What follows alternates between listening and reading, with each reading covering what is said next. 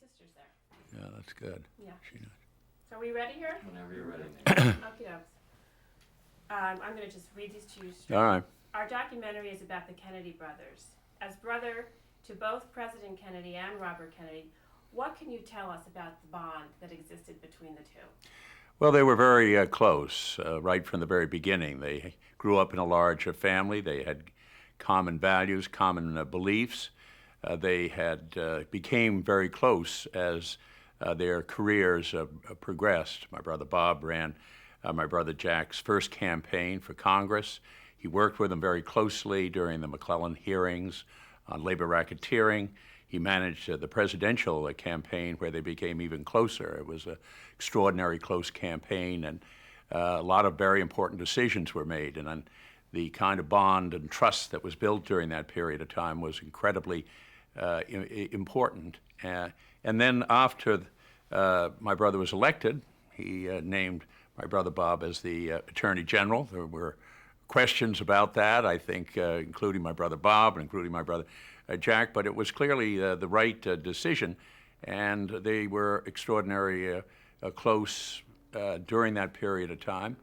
And I think particularly the relationship which they developed was so important at the time of the Cuban Missile Crisis, which is really probably the greatest crisis that this nation faced in recent years, and the ability for them to work together and to sound out different ideas and to challenge existing opinions was enormously important. They relied on each other. They were close as brothers, had a lot of respect and affection, and I think it made a very important difference to President Kennedy.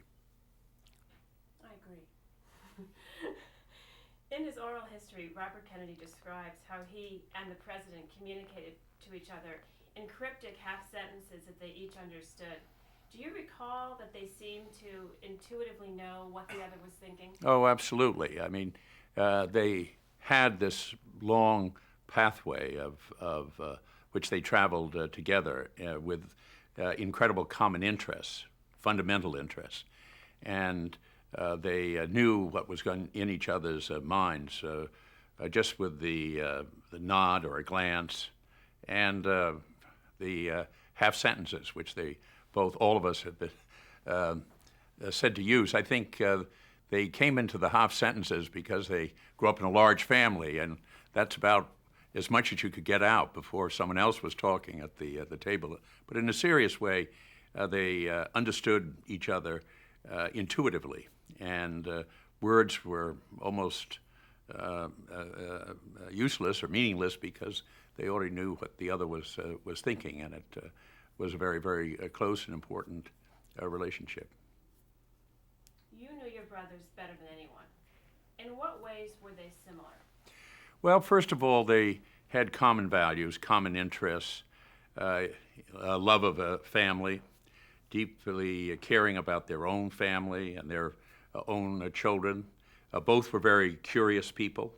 Both read history. They valued books.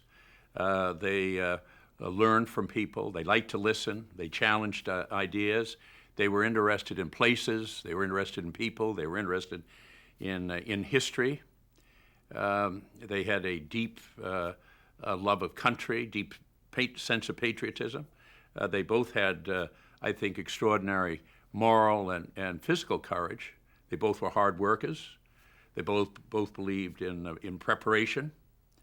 I think I'd say that my brother Jack was probably more reserved than my brother Bob. I think he was able to sort of look at the world and with some bemusement about the follies of mankind.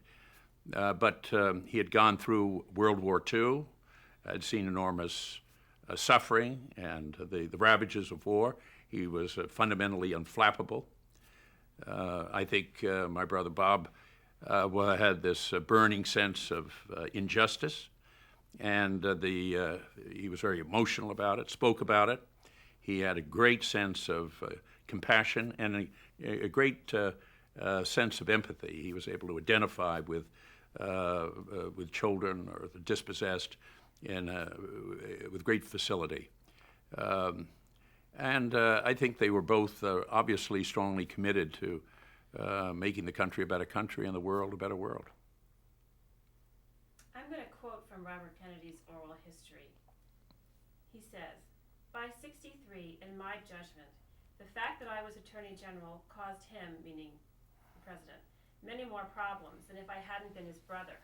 Instead of talking about Robert Kennedy, they started talking about the Kennedy brothers, which he used to point out to me frequently. That it was no longer the Attorney General, but the Kennedy brothers. And that caused a lot of problems politically as we got ready for the election in 1964. In fact, it got to such an extent that in 1963, I discussed with him about trying to get out of there." Well, I don't think my brother Jack would have let him get out of there.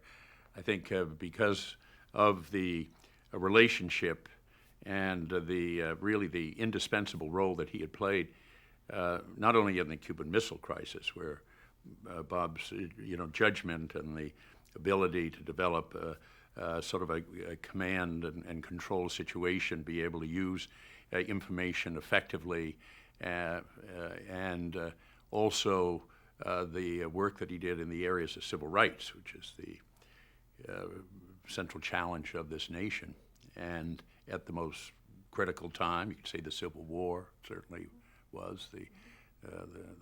The decision time might have been for the Founding Fathers when they put slavery into the Constitution, but then it was the Civil War. And then it was the early 1960s, which was the real crisis for this country. And I don't think there was anyone, I know there wasn't anyone that President Kennedy's admired more in terms of judgment. And so I don't think he ever would have let him go. But I think there was talk about Bob being the most second powerful person in Washington. I suppose he was, because he was the person to see the president and to talk with him, and was able to have influence him, not only the matters that were before the Justice Department, but also in terms of domestic and foreign policy. But having said all that, my brother Jack was his own man on this situation, and he made the calls. He was the one that made the decisions, but he got good advice from someone that he knew would give him the unvarnished truth, which was so important, is always important in decision making, but so important as a president of the United States. I'll tell you something interesting about that at the end, because I don't want to distract you, about how effective he was at giving your brother the unvarnished truth. I think that was a really indispensable quality that he had. Robert Kennedy talks extensively in his oral history about the impact your father had on his sons. Can you characterize this influence and perhaps talk about how his relationship with you, Robert, and John might have differed from one another? Well, first of all, my father took an enormous personal interest in all of his children. And he was very much involved in each of the child's own development. But he had sort of he had an overall standard, which was when you got your report card, he always looked at the effort grade before he looked at the other grade. And he always read the comments from the teachers about whether you were working hard before he looked at the final grade. And he always had a common attitude about if you hadn't prepared or you hadn't practiced, and it was a contest of some kind, he'd point this out about the needs of improving yourself. But he always had a word of encouragement too, which was important. And he involved my older brothers in the aspects of public life at a very early time. When he was ambassador to England, he involved Joe and Jack at the time of the sinking of ships and the movement of refugees. These were young people, 19, 20 years old, and gave them both responsibility. They saw the ravages of both war, the impact on people, and they became involved and engaged. And so this was very profound. And he also wrote to each of us. I have some wonderful letters that he wrote to me even when I was 8 years old, about what was happening in terms of London and the war, and that he would hope when I grew up that I would be understand what the ravages of war were really about and work to try to make a more peaceful country. And he did that with each of the children. So it was a very important and powerful and substantive influence. And he always, he could always find, as I said, a word of encouragement, particularly when you're facing some challenges or when you're running into some rough spots over the course of life. How would you talk about his relationship, how with you, Robert and John, might have differed from one another? Well, each of us was a different personality. And each of us needed the sort of the blowtorch at different times of our lives, and the encouragement at other times of our lives. And he was able to do this at different aspects of our life. Our older brother was very highly motivated, and he'd get to 3 A's and 1 B and say, "I'm really going to make sure I get that B up to an A," or whatever it is. My brother Jack was not quite as good a student at that time, and my father had to give him a little more encouragement to get his grades up to C's and B's, although after a while he moved up into all A's. So at different aspects of our lives, he was able to understand when it was important to encourage and when it was important to also to point out the fact that we weren't giving our best. He always said, you do the best that you can, and after that, the devil with it. And he felt that very strongly. And he always said that home holds no fears for me. So, I mean, as we got older, involved in political life, he always felt that we ought to do what was right, and we could always come home and be assured of the kind of support that we had always received when we grew up. That's a great home holds no fears. That's great. What about your mother's influence? Could you see your mother and your brothers? Well, she had a great love of history and a very deep and abiding faith. It was an inspiration to her, and which my brothers really reflected in different ways, but very deeply. They both had very deeply rooted faiths. And she had she was really what we call Honey Fitz's granddaughter. Honey Fitz, the great mayor of the city of Boston, was the first son of immigrants that got elected in Boston. It was a very colorful political figure, and he was very close with my mother. And she had this sense of being able to communication with people that was just extraordinary. And she was a terrific politician. My mother would, during the primary season, she was a great walker, and she knew what the primary states were. So if someone came walking by the neighborhood and asked where the Kennedys lived, she looked at the license plate, and if they were from a primary state, she would invite them back to the house and give them a tour of the house.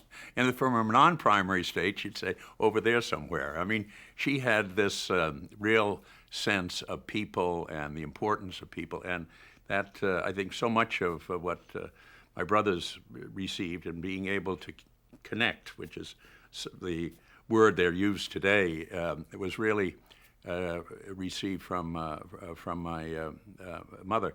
She also made the very powerful impression in terms of the discrimination against the Irish in Boston, which was very real, and it made a very powerful impression upon her. She was there when it was such an issue at the time, my grandfather's time, and this, I think, made a very powerful impact on both of my brothers later, and the great challenges that we faced in areas not only on discrimination on immigration, but also on the discrimination of civil rights. They were able to attach to this, and President Kennedy was the one that called it the greatest moral issue that we faced, the first president to do so. I think that really goes back to the time of my mother's sort of teaching and the lessons that she was able to give to us. Robert Kennedy states in his oral history that President Kennedy's decisions during the Cuban Missile Crisis were the outstanding accomplishment of his administration. Can you comment on that? Well, I believe that that's true, and I think it's sustained historically. I think there's no question that we were on the very brink of nuclear war, which would have been absolute disastrous, obviously, for the United States, the Soviet Union, for the world, when you know that there were active nuclear weapons in Cuba, 90 miles off our coast, that could have hit a great part of the United States. And there were also nuclear-tipped torpedoes that were on Soviet submarines. I think most of us have seen the documentaries about the Cuban Missile Crisis. I remember the time myself. I was not in Washington, but a candidate for the United States Senate at that time, but I was in contact with my family during that period of time. But I think what's been most important is what's come out from the Soviet Union and from Cuba from that time, and the willingness of Soviet generals, admirals, and KGB to be willing to talk about exactly where they were on this crisis, and also the Cubans to be willing to talk. And in looking at the three different forces that were out there, you could see how close we really did come to a nuclear conflict, and also how important it was that we didn't misunderstand each other. It was very easy for some of those, particularly at the time, the Joint Chiefs of Staff, some leading members of the Senate, had rather simplistic and very hawkish recommendations, which, if followed, would have been an absolute disaster. The willingness to take the time and to work the process through with a very important kind of command and control crisis was just very, very essential in terms of the positive outcome. The country is grateful that we didn't get involved in nuclear war, and I certainly am too. You and Robert Kennedy were both asked to climb Mount Kennedy in 1965 as a tribute to President Kennedy. You couldn't do it because you were recuperating from a plane accident. Do you remember your brother making the climb? Oh, very much so. I remember when he mentioned to me that the Canadian government had, in honor of President Kennedy, had named this wonderful peak in the western part of Canada after President Kennedy. And he was the one who sort of thought, wouldn't it be good to try and climb it? And I had just had a serious plane crash, which gave me the out on it. And what do you know, he had a friend, Jim Whittaker, was of course the first American up Mount Everest, and just one of the great mountain climbers, and a very close personal friend to Bob, who said he'd sign on. And the complexity and the difficulty in getting into that region was just unbelievable, and the brief window that happened to be open at the time when my brother Bob could do it, and the kind of skepticism that other climbers had about the conditioning of my brother just raised the serious questions whether he'd be able to get up. But he got up and surprised a lot of mountaineer climbers, and as well as Jim Whittaker, who was enormously complimentary about his performance on the mountain. And he kept that flag that he had two flags, one he left up there and one he brought back on his desk. Very, very important personally to my brother Bob. I think in a rather extraordinary way that had an enormous amount in terms of his own sort of recovery from the loss of my brother. It was a very extensive sort of physical challenge, but it was enormously meaningful to him. And I think after that he was able to sort of smile and laugh a lot easier than he had been before. Both your brothers had strong senses of humor. Can you describe them? Did they use humor to relieve tension? Oh, very much so. I mean, they both were quick. It wasn't the jokes, but it was sort of the quick one-liners, dry humor. And they remember the time when President Kennedy announced Bobby was going to be Attorney General, and he said, I think I'll do it at midnight and open the door and whisper, "It's Bobby." when people were wondering who the Attorney General was going to be. And when asked about it, he was going to say, well, I think I'd give him a little legal experience before he goes into practice. I mean, this was a disarming way to try to deal with the issue of, at that time, of naming his brother as Attorney General. But I saw it and have wonderful little vignettes on my walls of different little stories and comments that my brothers made during my whole life. And I think everyone that was associated with him, they could identify. I can remember the night that President Kennedy took the full and complete blame for the Bay of Pigs, And this just was one of the great mistakes that have been made by any president. And he felt it was very, very important to accept full and complete responsibility. And my brother Bob agreed with this. And as they were walking back, and my brother was discouraged, he thought it was the end of the presidency, he actually, my brother Bob said to Jack, well, let's call Dad. He always has something good or to say when things are bad. So they called him up. My father said, this is the best thing that you've done. He said, the American people understand responsibility and the willingness to accept it. And, you know, the polls just went right up for about 10 or 12 points on that. It just, it reflected, you know, sort of what my father had said on that part. And I remember that my brothers going back and say, can you believe that Dad found something good out of this whole kind of disaster? But it was just something that changed the mood and the atmosphere and turned out to be right. In his oral history, Robert Kennedy said that John F. Kennedy intended to, quote, change the direction of the country and of the world, change the expectations of people, their speed of life, their fundamental beliefs. But he expected to do this over an 8-year period, end quote. Obviously, that 8-year period was cut short. What is your sense of the legacy of the Kennedy administration and the work of both of your brothers? Well, President Kennedy and Robert Kennedy thought that politics was an honorable profession, and they were inspired by the number of people that actually involved themselves and were willing to do work in trying to make both the country a better country and communities a better communities. The people that left comfortable positions in industry or academics or whatever, and were willing to come on into the government and to serve. So they saw this as something enormously important, and they believed in it. And they were inspired by those that came into it, and they challenged this country. They both believed that we as individuals and the country do better when they were challenged.